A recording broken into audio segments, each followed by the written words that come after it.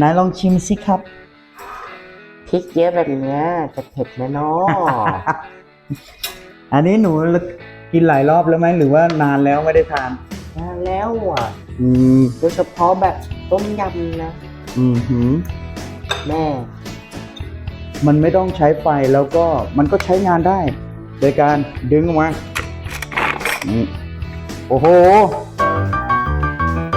บอกเลยว่าได้กล้ามเนื้อครับหน้าอกแข็งแรงครับ ในบ้านหลังใหม่นี้นะครับกับคลิปแรกของ Make It Easy นะครับคือ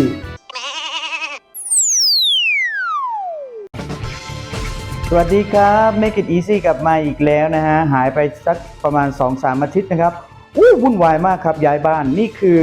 สตูดิโอใหม่สำหรับ Make It Easy นะสั่งตรงส่งตรงเลยนะครับจากเชียงใหม่ มื้อแรกนี่เมนูแรกที่เชียงใหม่นี่ไม่ได้หมายความว่าจะต้องทำอาหารเจ้าเหนือนะครับต้องอาศัยเวลาในการขอความรู้จากชาวบ้านเขาหน่อยแต่ว่าวันนี้เดี๋ยวเริ่มต้นกันในบ้านหลังใหม่นี้นะครับกับคลิปแรกของ Make It Easy นะครับคือ Hello แน่เคยทำไว้เมื่อคลิปช่วงปีแรกเลยนะว่าใช้ส่วนผสมของน้องพรเนี่ยเป็นโขลกสามเกลือกับซอสพริกไทยดำนะครับยังเหมือนเดิมครับเราจะยังใช้เหมือนเดิมแต่วันนี้นอกเหนือจะเป็นพะโล้กินแบบจืดๆแล้วเราก็จะทำเป็นต้มยำด้วยครับไปลุยกันเลย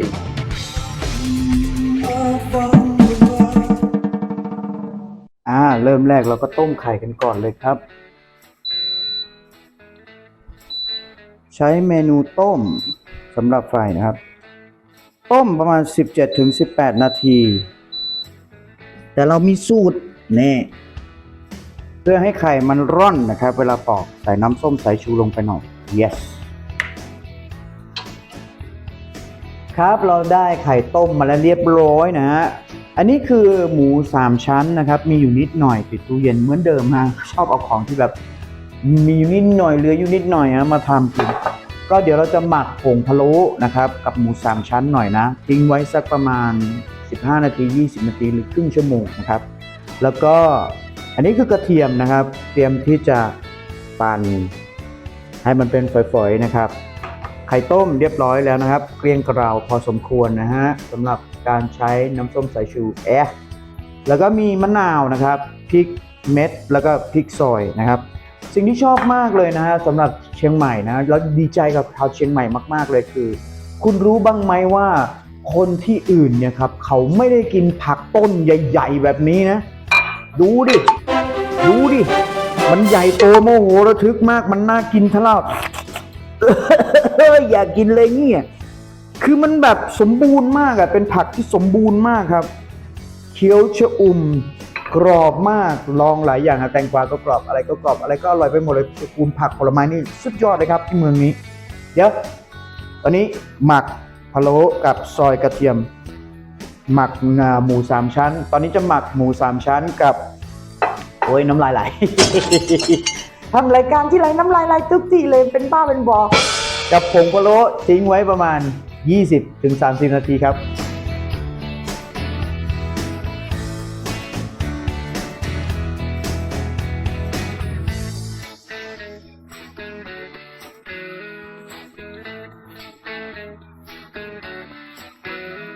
กระปุกเล็กๆน่ารักนี้ไม่ได้ซื้อนะครับ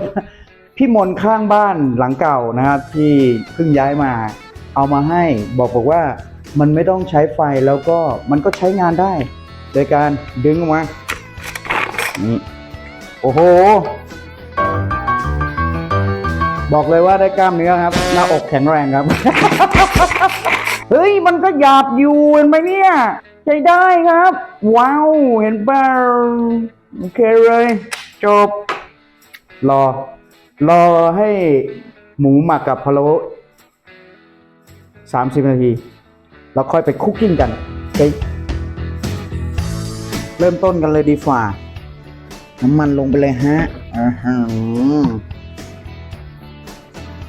อุ๊ยโปเป๊ะจริงๆด้วยใส่กระเทียมลงไปเลยโปเป๊ะจริงๆด้วยเป็นการทำครัวที่อิรุขรุขระมากครับว้ายอย่าเพิ่งใช้ไฟแรงนะเพื่อนๆครับที่บอกนี่หมายถึงบอกสมญาด้วย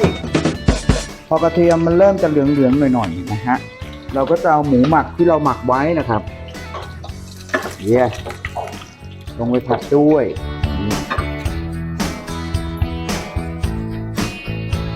พอผัดได้หอมๆปั๊บเราก็ใส่น้ำลงไปเลยฮะ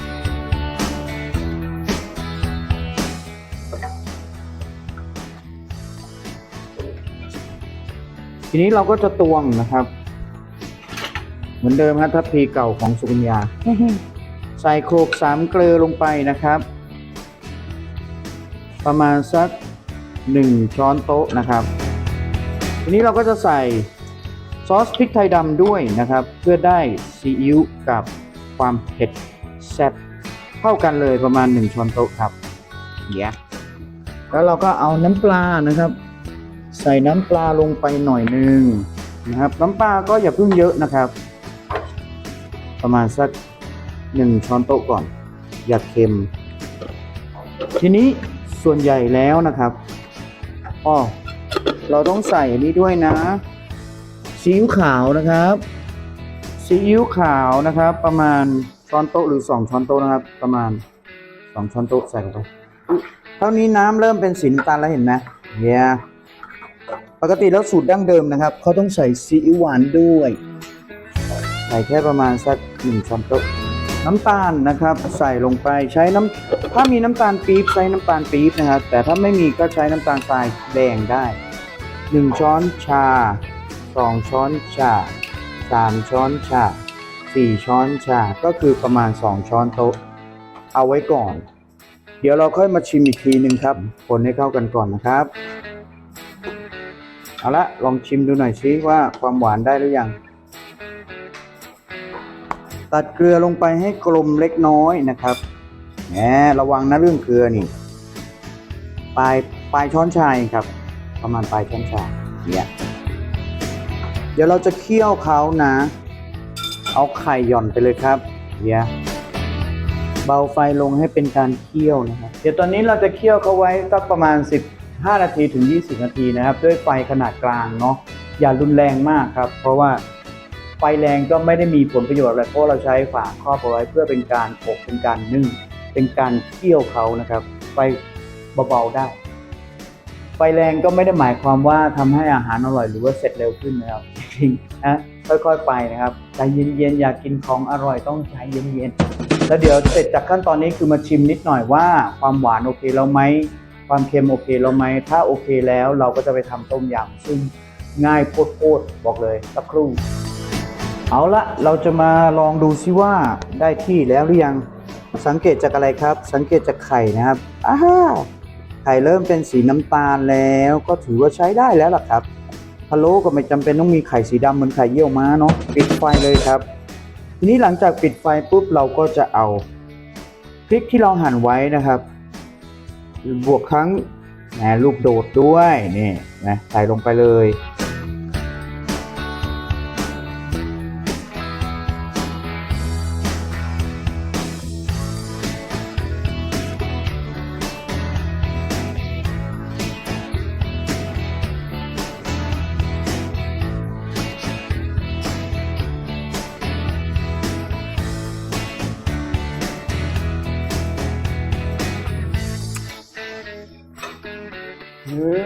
มันมีรสชาติเผ็ดๆร้อนๆแบบพริกไทยดำด้วยนะแบบที่ลูกชอบอ่ะ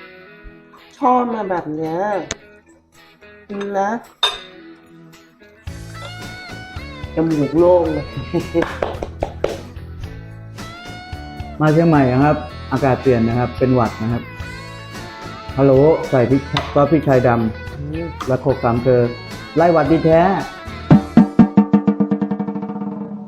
เรียบร้อยไปแล้วครับคลิปแรกที่ลงรายการ Make It Easy สำหรับช่องของสุกัญญานะครับขอบคุณที่มาคอยกดติดตามนะครับเป็นสมาชิกโดยที่คุณไม่ต้องเสียตังค์นะเพียงแค่เข้ามาคอยชมเท่านั้นเองนะคลิปวันนี้นะครับมีประโยชน์มากๆนะสำหรับคนที่อากาศกำลังเปลี่ยนตอนนี้นะครับมีคนเป็นหวัดนะครับพริกไทยดำนะมีสรรพคุณในการช่วยดูแลเกี่ยวกับเรื่องของหลอดลมมากๆนะฮะแล้วก็เพิ่มความร้อนในร่างกายนะครับให้อบอุ่นครับเวลาร่างกายเราเย็นมากๆเนี่ยจะมีปัญหาแน่นอนนะครับ ขอบคุณมากๆเลยนะที่ติดตามชมครัวสวยๆแบบนี้บ้านหลังเล็ก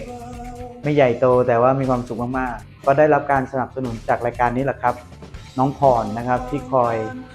ให้งานสุกัญญาทำคุณได้รับทราบแล้วว่าน้องพรอยู่กับสุกัญญาอยู่กับน้องพรโอ้โหวันนี้อวยมากอวยแบบอวยพูดจริงๆเลยว่าอวยเพราะว่าถ้าไม่มีเขาสุกัญญาไม่สามารถเดินต่อได้มาประมาณ 2-3 ปีแล้วฝากน้องพรไว้ในครัวของทุกท่านนะครับบอกเลยว่าไม่ผิดหวังไม่ว่าคุณจะอยู่เชียงใหม่ภาคกลางภาคใต้อีสานมีน้องพรรับรองอร่อยได้ทุกมื้อแถมดูรายการเมนูง่ายโคตรๆเราเจอกันใหม่ในคลิปหน้านะครับเจ้าเวพรครับ